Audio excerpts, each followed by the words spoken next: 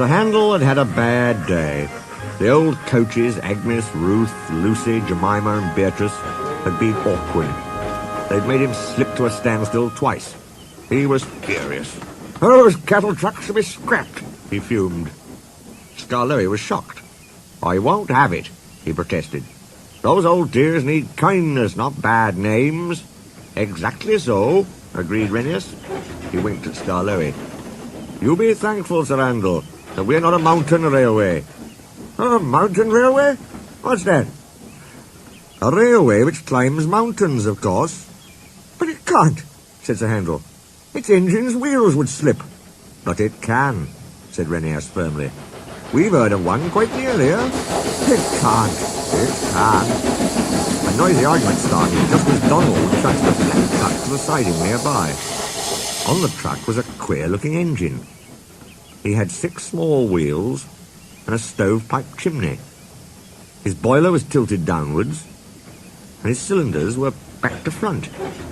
"Whisht!" whispered Donald hoarsely. "Dinna wake the wee engine.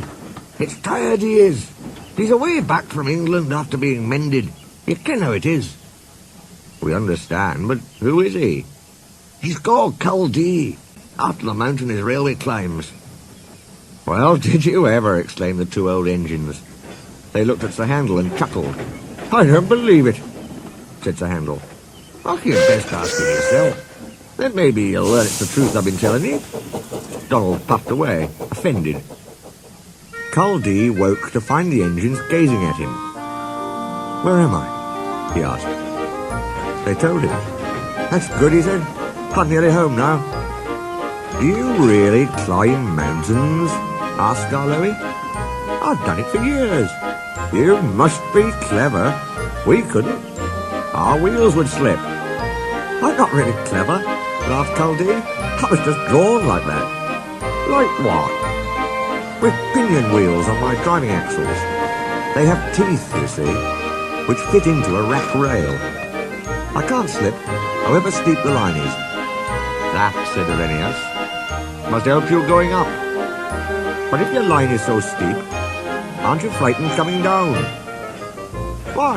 We have good brakes."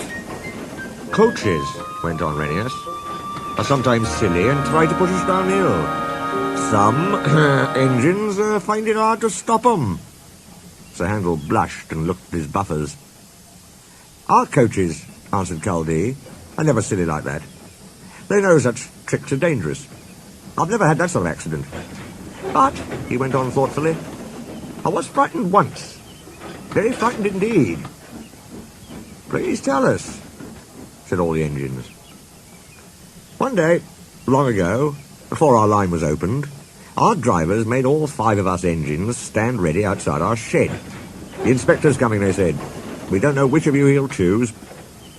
He chose me, climbed into my cab, and made me push 2 coaches to the summit. 'So far, so good,' he said. 'Now we'll test your brakes.' So he went and stood on the steepest part of the line. Down, down it fell, with a nasty curve below, edging a precipice. 'Brakes off, driver! Let him roll!' "Ooh!" gasped the little engine in horror. The coaches nudged me. We gathered speed downhill. I was terrified. My driver's hand stole to the brake. "Hands off!" ordered the inspector. Then I remembered. I had automatic brakes. I could put these on myself. Perhaps the inspector wanted to see if I could. They worked beautifully. "Well done, Culdee," said the inspector. "You'll do." I smiled, of course, but felt very shaky. My driver and fireman mopped their faces. They'd been nervous too. "I'm never nervous now," finished Culdee. "Why should I be? There's no need." Renius and Skarloey were talking quietly to Culdee next morning when Duncan stormed up, followed by Sir Handel. "Hello," chuckled Renius. "Here we go." "I nearly came off," fumed Duncan. "Those coaches pushed me. The thing controller says they didn't. He says I kept a bad lookout. 'We've no money to mend you,' he said. 'And if it happens again, I'll leave you at the back of the shed.' Why does he always pick on me? It's no fair." Skarloey said nothing. He just winked at Renius. "As you were saying, Culdee," remarked Renius, You had 2 coaches on your trial trip. Do you ever take more? No, our line is so steep that we're only allowed 1. We each have our own. Mine's called Catherine. I know her well. That's most important. Why? Asked Sir Handel. They're only coaches. Ours, said Culdee, are something more.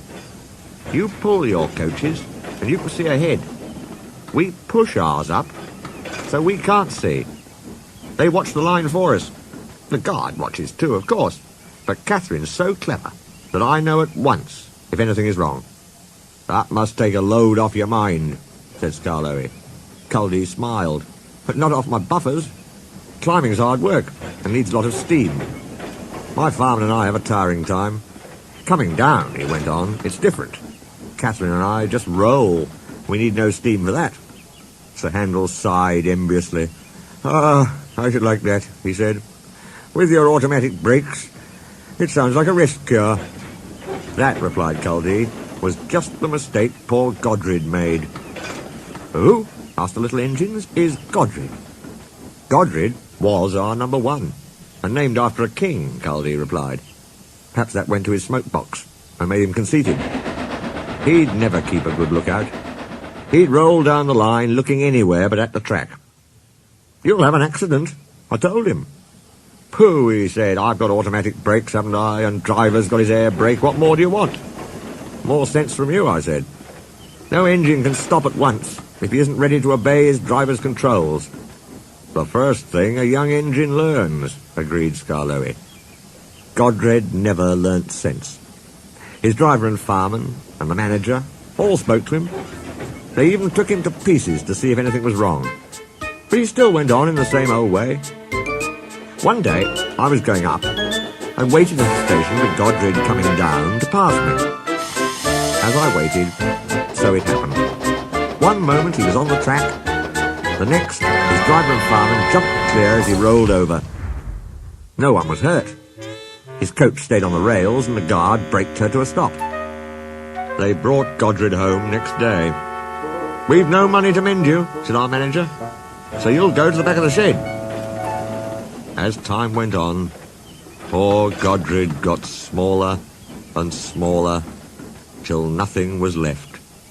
What happened? Asked Duncan anxiously. It's not nice to talk about, said Culdee. But what happened? Why isn't it nice?